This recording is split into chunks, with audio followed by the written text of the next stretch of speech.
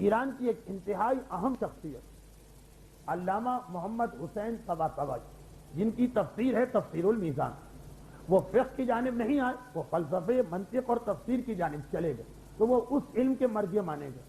یہ آغا خوئی کے ہم درس رہ چکے ہیں، یعنی دونوں آغا نائینی کے درس میں 1920 سے 1930 تک ساتھ پڑھا کرتے تھے۔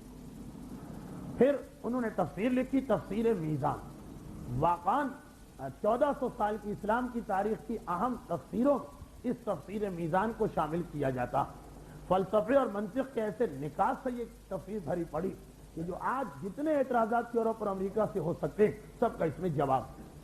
اچھا، جس وقت آغا حسین طباطبائی یہ تفسیر لکھنا چاہ رہے تھے، اس سے کچھ پہلے آغا خوئی نے بھی تفسیر لکھنا شروع کر دی تھی۔ خصوصی درس آغا خوئی تفسیر کا دیا کرتے تھے اپنی جوانی میں۔ خود بھی ان کا جملہ ہے جو میں نے کئی مجلسوں میں پڑھا اس سال ثواب کہ مجھے تمام علوم میں فقہ کے بعد سب سے زیادہ رغبت علم تفسیر سے تھی۔ اس کا ایک خاص اور اسپیشل درس دیتے تھے، تفسیر لکھنا شروع کی، یہاں تک کہ الحمد کے سورے کی تفسیر ہو گئی، جو اسلامک سیمینری نے چھپائی بھی ہے، تفسیر سورہ حمد۔ اسی دوران اطلاع ملی کہ آغا حسین طباطبائی بھی تفسیر شروع کر چکے ہیں، تفسیر میزان۔ یہاں بھی تفسیر چھپ گئی پہلی جلد، اور وہاں بھی پہلی جلد چھپ گئی۔ آغا خوئی کو وہ تفسیر اتنی پسند آئی کہ اپنی تفسیر کے سلسلے کو روک دیا۔ اچھا، اب جو خود تفسیر لکھی تو اس کے اندر پہلے صفحے پہ یہ وجہ لکھی ہے کہ میں آغا خوئی کی فیلڈ ہے فقہ اور اصول، اور مصروفیات جوانی میں تو اس بڑھاپے سے زیادہ تھی۔ بڑھاپے میں آپ دیکھ رہے ہیں کہ وقت نہیں ہے بات کرنے کا، تو جوانی تو کہا کہ میں تفسیر کی لائن میں نہیں آنا چاہتا تھا، لیکن اس لیے کہ جیسی تفسیر قرآن کی ہونی چاہیے آج تک نہیں لکھی گئی۔ مثالیں بھی دی کہ تفسیر لکھنے والوں نے اپنے اپنے انداز سے تفسیر لکھی، یعنی اگر کوئی عالم فقیہ وہ تفسیر لکھ رہا ہے جیسے شیخ طوسی طبیان، تو تفسیر کے اندر جہاں جہاں فقہی آیتیں وہاں تو بہترین تفسیر، باقی چیزیں اتنی اچھی نہیں۔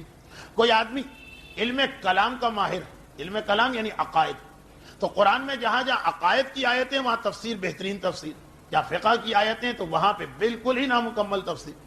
کوئی اگر تاریخ کا ماہر ہے تو جہاں تاریخی واقعات ہیں وہاں تفسیر بہترین، باقی جگہوں پہ تفسیر دبی دبی نظر آ رہی۔ تو خود یہ جملہ لکھا کہ میں چاہتا ہوں ایک ایسی تفسیر جس میں قرآن کے ہر پہلو پر یکساں طریقے سے وضاحت کی جائے اور روشنی ڈالی جائے، اور اس کے بعد پھر یہ تفسیر لکھی۔ اسی دوران آغا طباطبائی کی تفسیر میزان چھپ گئی، پوری تو نہیں، 20 جلدوں میں ہے، اس وقت صرف پہلی جلد کے چند صفحے چھپے تھے۔ آغا خوئی نے مطالعہ کیا کہ یہ تو وہی مشن ہے جو میں چاہ رہا تھا، اسی کے مطابق یہ تفسیر لکھی جا رہی، جو کہ آغا حسین طباطبائی ابھی آپ نے سن۔ ایک طرف آغا نائینی کے درس خارج میں بیٹھ چکے ہیں، وہ درس خارج جس نے خوئی، محسن حکیم اور شاہرودی جیسے مراجع پیدا کی، اور دوسری جانب فلسفے اور منطق کے معنی اس دور کے ارسطو اور افلاطون کہلاتے تھے۔ چنانچہ وہ تفسیر ویسی ہی تھی جیسی آغا خوئی کی خواہش تھی، جیسی آغا خوئی کی تمنا تھی۔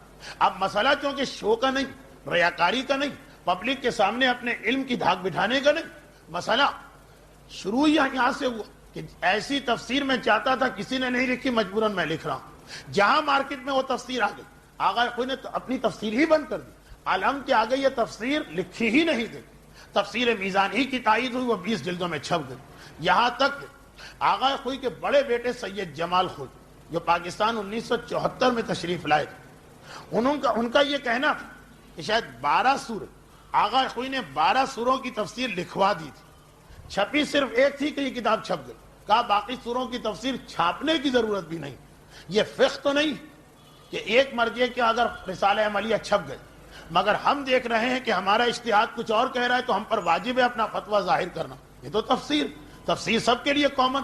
تو جب ایک اچھی تفسیر آ گئی، دیکھیں محنت بھی کر چکے ہیں 12 پاروں کی تفسیر، مگر سوائے الحمد کے باقی تفسیر چھپوانے کو بھی تیار نہیں ہوئی کہ نہیں، ضرورت نہیں، یہ کمپٹیشن یا رقابت کا مسئلہ نہیں۔